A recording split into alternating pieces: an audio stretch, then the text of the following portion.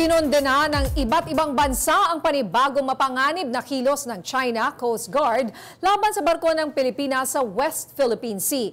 Kabilang narito ang US, Australia, New Zealand, Japan at European Union. Nitong linggo, sinadyang binangga ng isang barko ng China Coast Guard ang BRP Datu Pagbuaya na nagpoprotekta sa mga mangingisdang Pilipino sa West Philippine Sea.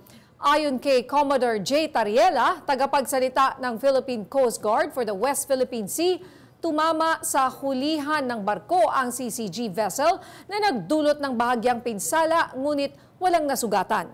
Nangyari ang insidente habang nakadaong sa Pag-asa Island ang BRP Datu Pagbuaya at dalawang barko ng BFAR upang protektahan ang mga mangingisda.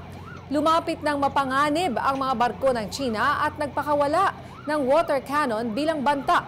Tinawag naman ng National Maritime Council ang mga kilos ng CCG na iligal at pabaya at isang malubhang usapin para sa bansa. Kaugnay pa rin ang walang katapusang tensyon sa West Philippine Sea. Makausap natin live via Zoom ang Associate Professor sa De La Salle University at Security Analyst na si Dr. Sherwin Ona. Magandang gabi po, Dr. Ona. Welcome po ulit sa Arangkada Balita. Magandang gabi, Jack at Nina, at maraming salamat sa inyong imbitasyon. Yes, Doc Ona, no? Sa nakita na nga natin tuwing nagigest namin kayo, ano paulit-ulit may nakikita ba tayong end sa mga ganitong klaseng aggression? Ito, no? Ang dami ng problema ng bansa natin. Yes. No? Tapos sinasabayan pa nitong mga water cannon na to. Oo nga po. It seems na paulit-ulit, no, sa iba-ibang parte ng West Philippine Sea. No? Expect natin na mag-e-escalate ito dahil nakita naman natin nung National Day nila, di ba? Napakalakas ang kanilang projection, ano? At pinapahiwatig nila doon na sila ang emerging regional hegemon, no? At nakikita natin ito sa mga aksyon na ginagawa nila dito sa West Philippine Sea, no? Diyan sa Bao de Masinloc at lalong-lalo na dito sa nangyari sa atin sa Pag-asa Island na talagang acts of aggression na, no? Kasi napakalapit na nito sa Pag-asa Island, no? Less than 2 nautical miles, no? At yung mga barkong ng Pilipinas na hinaharas sila ay nagsasagawa lamang ng mga humanitarian mission, no? Naghahatid ng pagkain, naghahatid ng tubig, no? Ganitong klaseng kabrazen, no? Ang mga aksyon ng Chinese Coast Guard, pati na yung kanilang mga militia arm, ano? Oo. And Doc Ona, no, 'di ba nakita natin, no? I think that was a month or 2 months ago. Naalala niyo yung bumangga, yung dalawang bangga na nagbanggaan mismong dalawang bangga ng China ang nagbanggaan. Akala ko medyo madadala, pero obviously, mukhang hindi. Oo, napahiya sila ng todo kasi doon, no? At may namatay pa sa kanila. Pero tandaan natin na itong mga to ay nag-declare na rin ng, kumbaga, dineclare nila yung Bao de Masinloc as a natural maritime reserve, ano? Na sinasabi na kanila na talaga yon. Although mariin itong kinukondina at itinatanggi ng Pilipinas. Pero asahan pa natin ang mga escalatory action, ano? Kasi nga gusto nila ng fait accompli, gusto nila ng normalization na ganito ang ginagawa namin sa inyo at kaya namin gawin ito pang matagalan na panahon, no? So kailangan humina ang resolve ng Pilipinas, no? At tanggapin nyo na yung aming presensya dito sa West Philippine Sea.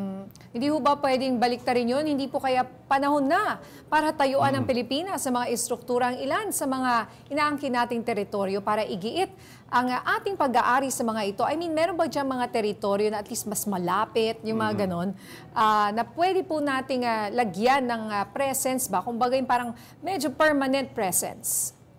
Alam mo Ninya, no, patuloy nating ini-enhance yung mga existing facilities natin diyan sa West Philippine Sea, lalong-lalo na dito sa Pag-asa Island, ano? Kaya maiintindihan mo why the Chinese Coast Guard and its militia arm, ano, they're very aggressive. Lalong-lalo na ito sa nangyari ngayong nakaraang mga araw, no, na talagang napakalapit na sa Pag-asa Island, no? Isa pang lugar kasi diyan na kino-contest itong Sandy Cay, ano, na pag-aarian ng Pilipinas, no, napakalapit niyan sa Pag-asa Island, pero ito ay kiniklaim din ng China, no, at lubhang may may duda tayo na baka tayuan nila ng struktura yan. Although again, illegal 'yan, ano? Nasa nandun 'yan sa international law, no, hindi mo pwedeng tayuan ang mga submerged, no, cays or sandbars, no, upon high tide, no. Pero ano, Doc Ona, no, mula sa pulo, pinagtatawa partner, ano ba yung alilit naman na isla na yan? Bakit nakikipag-agawan pa sa atin ang China dun sa mga maliliit na island? Iba pa nga, ginawa nila, artificial islands lang yan, di ba? Doc Ona, ano ba meron dyan? I mean, may natural resources ba ang habon nila dyan? Or yung dahil malapit tayo sa Taiwan, na sinasabi nga dati sa na-interview ko na dating Defense Secretary sa United States na malapit na silang pumilos ang China laban sa Taiwan. Yung position ba ng Pilipinas kaya tayo medyo mainit sa China? Yeah, oo, pwede mong ikabit 'yan dun sa nangyayari sa Taiwan Straits, ano? But itong in particular, itong sa Sandy Cay kasi, ano, may duda kasi tayo na ito'y tatayuan ng istruktura ng China, ano? Kaya mariing binabantayan niya ng ating pamahalaan, ano? Pag ito kasi natayuan na lang ng istruktura at ito'y na-reclaim nila katulad ng mga military bases na ginawa nila diyan sa Mischief Reef at saka sa Samora Reef, no? Sa kanilang pagtatansya, ito ay magpo-produce ng 12 nautical mile territorial sea.